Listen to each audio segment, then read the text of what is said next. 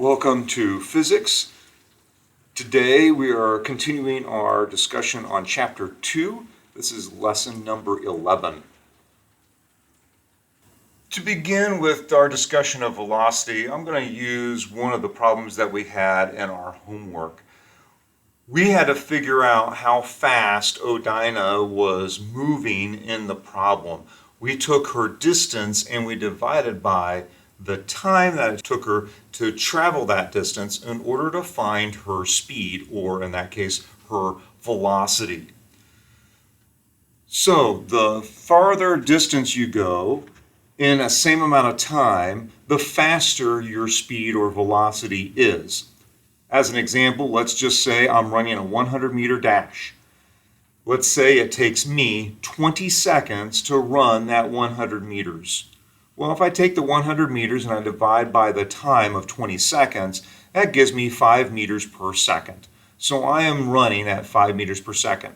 However, a professional athlete that is a sprinter running a 100-meter dash, it may only take him 10 seconds to run that same distance. So who's traveling faster? Well, his speed would be 100 divided by the 10 seconds. So 100 divided by 10 is 10. He's traveling at 10 meters per second. So I was traveling at 5 meters per second. He was traveling at 10 meters per second. So who has the higher velocity? He does, because his meters per second number is higher.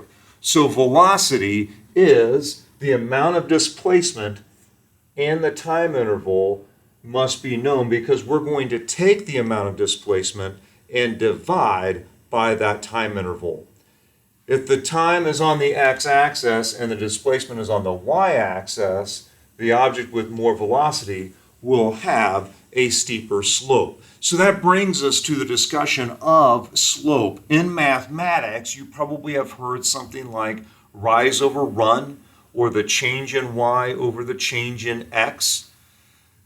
That deals with slope. So we take how far up, what was our vertical change, which on a position time graph is our position, how far did they go, and on our horizontal, that's our run or our x-axis, that would be in our denominator. So it's rise over run.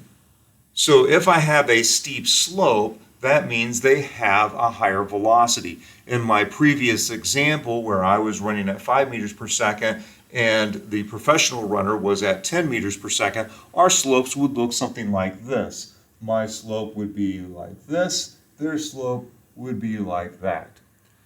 They would have a steeper slope than me, roughly twice as steep of a slope as mine. For this class, we will be using mainly the average velocity over the interval of time. So unless it specifies that we need to use an instantaneous velocity, we are going to be using the average velocity. In your textbook, the average velocity is denoted by the v with a line over it. If it's given to you in a graph, remember you can find the slope of that graph, and that will also give you the velocity over that particular interval of time. Now, what's really helpful with the graphs is that that slope not only tells you what the speed is, but actually what the velocity is. Remember, velocity is a vector, which means it has both a magnitude, or in this case a speed, and a direction, telling you which way it's going. So on my graph up here, I have two lines. Both of those are positive in their slope. One's a positive 5 meters per second, the other one's a positive 10 meters per second. But I could have a graph of a velocity that goes down. And so maybe that graph has a velocity of negative 12 meters per second. So you can determine the direction based off of the slope if everything is done correctly. Now that brings us to the concept of average speed. What's the difference between speed and velocity?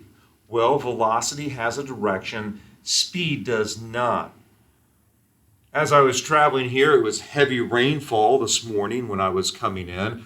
And so there was very heavy rain bands. It rained almost the entire 37.5-mile trek to my location. And so my average speed today was less than my average speed on a normal morning when I'm traveling here, because I slowed down due to lack of visibility, the slicker roads, things of that nature. So I slowed my velocity down, or in this particular case, my speed. My speed, because I wasn't always traveling in the same direction throughout my entire trip. I took different roads. Sometimes I was heading south, sometimes I was heading north. Most of my trip I was heading west, but I did have an average speed. So if I took my time that it took me to get here, which today was 37 minutes, and I take my total distance that I traveled, which was roughly 37.5 miles, and I do my division, that would give me my average speed. So I was traveling roughly 60 miles per hour, a little over 60 miles per hour on average, which isn't too bad. My drive here is mostly interstate, so all but about a mile and a half is interstate traffic. So that would give me my average speed. It does not tell me the direction I was going, it just gives me my speed, the magnitude. So if you know the velocity, you can find what the speed is very simply by removing the sign. If it's positive, then you just leave it positive. If it's a negative velocity, you would have a positive speed. So this is simply the absolute value of your slope or of your velocity. Let's try this example problem. It says the graph to the right describes the motion of a student riding a skateboard along a smooth pedestrian-free sidewalk. What is his average velocity and what is his average speed? Well, let's go with the velocity one first. So velocity is distance over time or displacement over time. So if we look at his beginning time, he was at position 0 at 0 seconds. And then I'm going to look over here and I see that he was at the 12-meter mark after 7 seconds. So here we went from, by the way, they have this wrong down here. Don't think about that. What we've got is 12 meters minus my initial position. So I took my final position minus my initial position. And I'm going to divide by my change in time. So my final time was 7.0 seconds minus my initial time of 0.0 seconds. That gives me a unit of meters per second. So if I take that 12 and I divide by 7, that gives me roughly 1.71428 meters per second. Now with sig figs, I am looking at a graph, so I'm going to be estimating slightly. This looks to be pretty much right on the mark, so I'm going to say it is 2 sig figs 7.0. As I estimate out 1 unit, I'm going to assume that that's exact. So 0.0 exactly, it actually does not affect sig figs. And then my 7.0 I have as 2 sig figs. So I end up having a 3 sig fig number minus exact number. So that gives me 3 sig figs in the numerator. And then down in the denominator, I have a 2 sig fig number to minus an exact number. So that's going to give me 2 sig figs in my denominator. So I have a 3 significant digit number divided by a 2 significant digit number. That's going to give me 2 significant digits in my final answer. So I would say it is 1.7 meters per second. The book has it wrong. They have a slightly different graph in order for them to use what they had written down here. So don't trust what the book has unless you have an updated version. It should be roughly 1.7 meters per second if they travel that 12 meters in the 7 seconds. If they're using a different book where they may have changed this, just realize other versions might have some different numbers thrown in there. Earlier in this chapter, we talked about what an instant was. Remember, an instant has a time value of exactly 0 seconds. That is a springboard into instantaneous velocity, which is the velocity at an instant in time. Now, let me use an example to show you what I mean. On my way in today, I was not traveling that 60 miles per hour the entire time that I was traveling.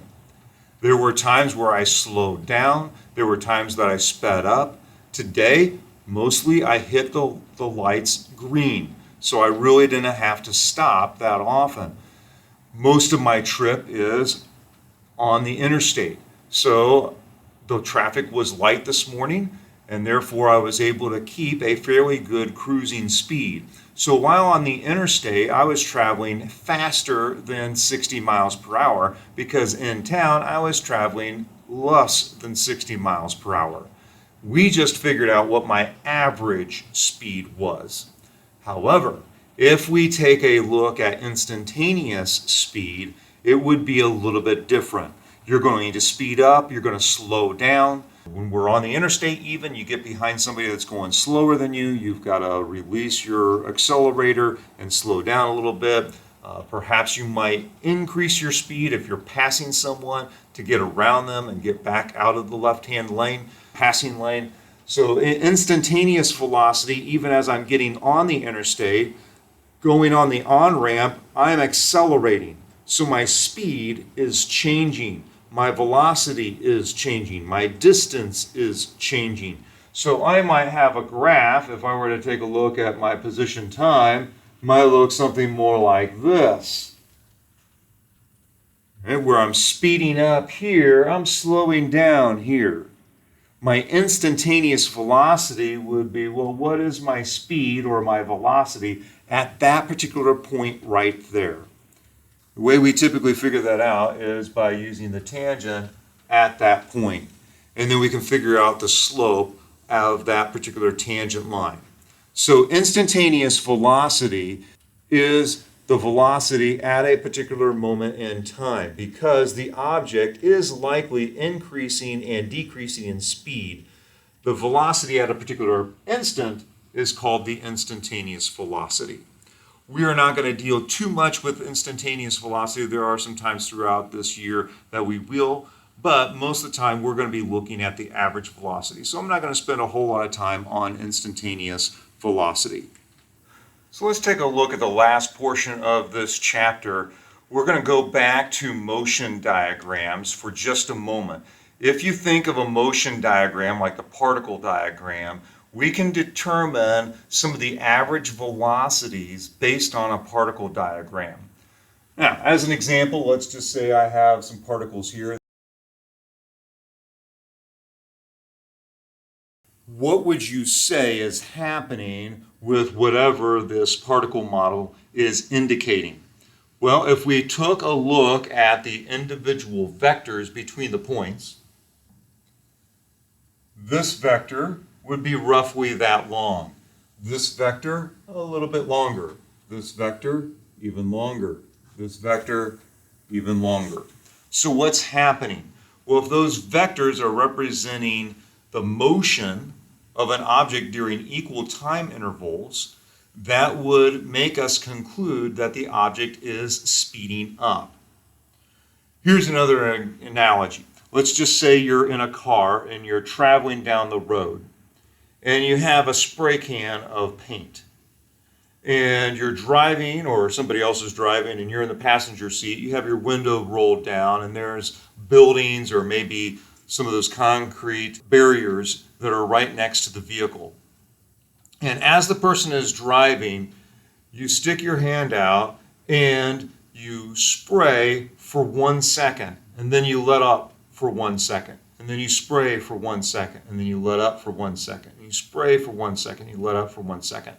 We could get an indicator of what the speed of that vehicle was based off of those markings. Because as you sprayed for 1 second, we would have the vector of the speed for the vehicle during that 1 second interval. And if we took a look at the next interval of time, which was also 1 second, but there would be no spray paint there. So if we found the length of that, that would give us an idea as to the average velocity during that interval of time. And then the next painted line gives us the average velocity during that interval of time. Now, what we wouldn't know is whether that person sped up or slowed down during that interval of time. We might be able to tell a little bit based on the thickness of the paint that was being painted, but we would be able to have a very good idea as to the average velocity during that interval of time. So the arrows indicate the average velocity and the direction. The longer the arrow, obviously, the higher the speed of that particular vehicle. Another way that we can determine velocity is by using equations, which is what most students prefer. Graphing is great. It helps us really relate to what's going on, and it is very, very useful. However, if we have actual numbers and we can plug them into equations, it's typically faster. And most students that I've taught would rather get done faster. So equations are great. Equations give us a more accurate information and sometimes are faster than the use of graphs. Certainly more accurate because we're using more exact values as opposed to estimating what the value may be based off of a graph. But oftentimes faster. People just feel more comfortable with that because it's not as ambiguous. Linear equations, as we learned in Chapter 1, follow the y equals mx plus b scenario. Now we're going to use it in relationship to velocity and a position time graph. So think about a position time graph. We have our position, which is on the y-axis, and our time, which is on the x-axis. So my y could be substituted in for a d because that's representing our displacement. What is the m? The m is the slope. Well, what do we say was the slope of a position time graph? That references the velocity. So instead of my m, I could use the average velocity. What is the x? The x represents my horizontal axis, which in this case, in a position time graph, is the time. And then what about the b? The b represents my starting point in relationship to my origin. So where is my y-intercept, or in this particular case, where did we start out at time 0? What was the position at time 0? And so we can rearrange this formula and have it be written as d equals vt plus di, where di is our initial displacement as opposed to the final displacement. So we often would have d sub f for final displacement. So the final displacement is equal to my average velocity times the time plus my initial starting point. So today what we learned was velocity. We looked at the slope being equal to velocity. We looked at taking the distance and dividing by the time in order to get our speed. Speed does not have a direction, whereas velocity is indicating direction. So you need both the speed and direction in order to indicate the velocity. And then we just touched on instantaneous velocity, which is looking at the speed of an object and the direction of an object at a particular instant in time.